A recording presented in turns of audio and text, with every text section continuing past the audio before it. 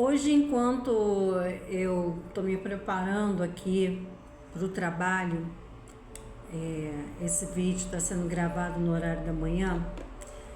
Eu já cheguei no trabalho, estou me preparando. E aí, eu fiquei pensando sobre uma palavra que Deus me deu por conta dos dias que tivemos aí de grande chuva. E Deus me deu uma palavra lá em Eclesiastes, chamando a gente para uma reflexão de que tudo tem um tempo determinado por Deus. Existe um propósito, um propósito a se cumprir dentro desse tempo que Deus determinou. E existe sempre um propósito diante disso, debaixo do céu. E aí eu estava pensando e levando para a minha vida pessoal, espiritual, que quando existe a fase, o tempo da chuva, é um tempo que as pessoas geralmente elas se encolhem, espera a chuva passar, espera o tempo melhorar para poder criar, realizar, fazer algo. E enquanto a chuva não passa, geralmente as pessoas ficam num aguarde ocioso. E eu estava aqui nesses dias que estava chovendo, a porta do meu escritório da imobiliária estava fechada, uma porta de vidro, eu fiquei olhando a chuva. Fiquei olhando a chuva ali e eu falei: Senhor, isso está me ensinando que não podemos queimar etapas na nossa vida. Existe um momento de espera que, enquanto a gente espera, é um tempo de reflexão, sabe? É um tempo de reflexão. E o que gera você não refletir sobre esse tempo de espera é uma ansiedade, é algo que você fica ansioso, com medo e deixa de viver outras coisas nesse tempo de espera. Enquanto você espera, você consegue pensar, você consegue se preparar, você consegue absorver muitas vezes o porquê daquele período, daquele tempo, o porquê, né? Então nós temos que entender que não é o porquê, é o que nós estamos aprendendo enquanto esperamos. De que forma nós estamos sendo impactados, de que forma nós estamos reagindo com um resultado que muitas vezes não é o que a gente espera, não é o que a gente espera. Então a gente muitas vezes reclama em relação a isso, porque existe uma diferença entre o tempo que Deus determinou e a fase que a gente está vivendo. E eu consigo entender que caminha junto, porque o tempo é de Deus. Não adianta muitas vezes a gente ter ansiedade, querer acelerar o tempo, querer acelerar as fases, porque não vai dar certo. Existiu um tempo na minha vida, foi o tempo da pandemia, em que eu vivi uma fase ali que eu precisei muito, como muitas pessoas precisaram, controlar a ansiedade, o medo. Você não sabia se no outro dia você ia estar vivo. Teve pessoas que perdeu parentes, entes queridos, viveu uma fase de luto muito ruim. Mas a gente tem que entender que tudo coopera para o bem daqueles que esperam em Deus, aqueles que confiam no Senhor, porque Ele é Senhor do tempo, Ele é o Senhor do tempo. Você abre você vai fazer uma plantação, você vai plantar uma árvore, você não quer começar a plantar dela já pronta, vamos dizer, você pega uma semente, você coloca na terra, você abre um buraco, primeiro você prepara a terra. você prepara a terra, coloca o que precisa ali para que a semente germine bem, você coloca ali, rega e Deus vai dando crescimento. Porque quem dá o crescimento não somos nós. Quem dá o crescimento é o tempo de Deus. Então, o nosso trabalho é a gente ter fé de plantar a semente daquilo que a gente tem esperança, trazer à memória aquilo que a gente tem esperança, pegar a semente da fé, colocar no solo bom, que é o nosso coração, e todo dia você regar com oração, porque orar é falar com Deus, sabe? Não que Deus não saiba o que você precisa, mas quando você fala, você declara, você determina, o seu ouvido escuta as palavras, sua fé é viva, e aí vai dando ali, regando todo dia a semente, num solo bom, com um bom cuidado, regando, e Deus vai dando crescimento, porque se você não cuidar da sua semente, ela vai morrer, ou ela vai crescer, uma pequena árvore, e ela vai morrer, se ela não tiver cercada de cuidados. Assim é a tua promessa daquilo que você está cuidando, o que você está cuidando, para que essa promessa chegue na sua vida. De que forma você está cuidando para preparar na hora que ela chegar? Você está estudando, você está fazendo algum curso, você está renunciando ao pecado, você está se separando para Deus, saindo das rodas dos escarnecedores, quando Deus manda que a gente medite na palavra, porque aqueles bem-aventurado aqueles que meditam na palavra de Deus, está lá em Salmo 1, que serão como as plantas que são plantadas junto aos ribeiros e que no seu tempo certo dá o seu fruto. Aonde que você está plantando a sua semente? Você está plantando num solo bom? Você está plantando na sua fé ou você está largando de mão?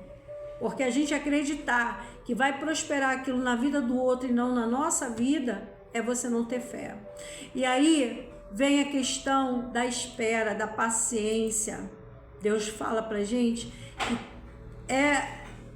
existe o tempo dele. Não adianta a gente querer, no tempo de plantar, a gente querer colher. No tempo de chorar, a gente querer rir. Não adianta, existem tempos de luta. Eu nunca vi uma pessoa que vai enterrar alguém que ama, lá no velório está sorrindo, ela está chorando. É o tempo de choro dela. Se você no tempo de choro, você quer sorrir, você não está vivendo o luto adequado, isso vai marcar a sua vida inteira. Se você no tempo de plantar, você quer colher, não tem como funcionar. São regras da vida, são regras que Deus colocou pra gente. Se a gente quer colher lá na frente, a gente tem que plantar agora. Plantar agora. Existem pessoas deixando a sua vida passar, as oportunidades passarem, para um dia começar a realizar. Mas aí chega 20, 30, 40, 50, e aí o pior de tudo não é a vida ter passado, porque envelhecer, para quem não morre antes, é um fato. O problema é você olhar para trás e ver que você envelheceu sem ter vivido nada, absolutamente nada de prazeroso para você mesmo, para sua família, para seus filhos, para sua casa. E a vida simplesmente passou e você não deixou um legado, você não deixou uma marca sua, não deixou uma memória afetiva, nem para você na sua velhice olhar para trás e ver, poxa, minha trajetória de vida foi marcada sim por altos e baixos, foi marcada por muitas coisas boas que eu fiz, que eu plantei na vida do outro, na minha. Foi marcada por uma vida de renúncia do pecado e hoje eu consigo ter uma mente em paz. Muitas pessoas estão morrendo aos poucos, em manicômios, em lugares porque a vida foi tão estragada, ela não deu conta de ressignificar uma raiva, liberar um perdão, de jogar fora o lixo que colocaram dentro dela, que ela amargurou tanto na vida, que ela não conseguiu dar um passo na direção que deveria dar, naquilo que ela deveria ser ressignificado. Muitas pessoas pegam o seu sofrimento e dão desculpas para a vida arruinada que tem, enquanto outras, com os sofrimentos também, levam um legado, dá um posicionamento. Deus está dando uma palavra para a gente hoje de muita reflexão. Então, quando eu comecei esse vídeo, eu comecei falando dos dias de chuva, não das tempestades, porque existem dias de chuva que você fica esperando a chuva passar para poder fazer algo que precise de um tempo bom. Mas existe também os dias de tempestade, que vai chegar para todo mundo na vida. E quando você olhar, você vai ver a destruição que a tempestade causou. E aí, ou você adora, ou você reclama. E quando a gente perde o nosso tempo reclamando das tempestades, das adversidades que a vida trouxe, a gente não constrói novamente. Sabe, quando Neemias foi reconstruir os muros que foram destruídos pelas guerras, quando a nação inimiga veio, quando Nabucodonosor veio e matou, quem estava vivo foi levado a cativeiro e muitos foram mortos, a cidade ficou em ruína, destruída. Muitos choraram e ficou pelo choro, muitos se conformaram, mas teve alguém que trouxe essa notícia para Neemias. Neemias, ele não era capacitado, ele não era construtor, ele não era arquiteto, ele não era nada, ele era um copeiro. Um copeiro, um cargo de honra, que ele provava todas as bebidas do rei, porque se tivesse envenenado era ele que morria e não o rei. Então ele sentou e chorou quando soube que a cidade estava assolada, mas ele reagiu, ele se colocou de pé, ele se prontificou a trazer um novo tempo para aquela cidade, e Deus foi com ele. Existem pessoas que vão ficar chorando uma vida inteira por aquilo que se foi, por aquilo que foi destruído, por aquilo que as guerras que foram enfrentadas dentro dela, os bombardeios emocionais fizeram. Mas para você que confia no Senhor, que tem uma vida consagrada ao Senhor, sabe que isso não é para a tua morte. Isso não é para destruir você, o que você perdeu, as tragédias da vida que você passou, os perigos que você enfrentou, as embarcações, as tempestades, o mar bravio. Olha você aí, olha você resiliente, olha você mais determinado, olha você mais experiente, olha você mais perto do teu propósito, porque todos nós temos um propósito quando nascemos. Existe um tempo. Hoje pode ser o tempo de você chorar, mas você vai sorrir. Hoje pode ser o tempo que você está plantando, mas você vai colher. Hoje é o tempo que talvez de você espalhar pedra, mas vai haver o tempo de você juntar pedras. Hoje pode ser o tempo que você está saindo de um abraço, mas vai ter o tempo de você abraçar. Então, que Deus possa falar mais o seu coração nesse dia que está começando. Que a paz do Senhor, que excede todo entendimento, acalme o seu coração. Que a cura venha para você ainda esse mês, essa semana, resposta, decreto, o laudo seja positivo, que o Senhor possa abrir um caminho no meio do mar para você passar. Sua missionária Andréa Moreira, do projeto Paternidade.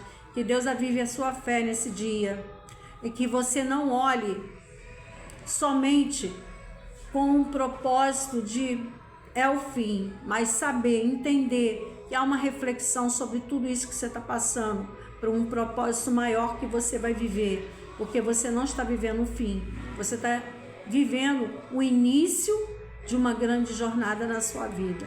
Que Deus abençoe em nome de Jesus.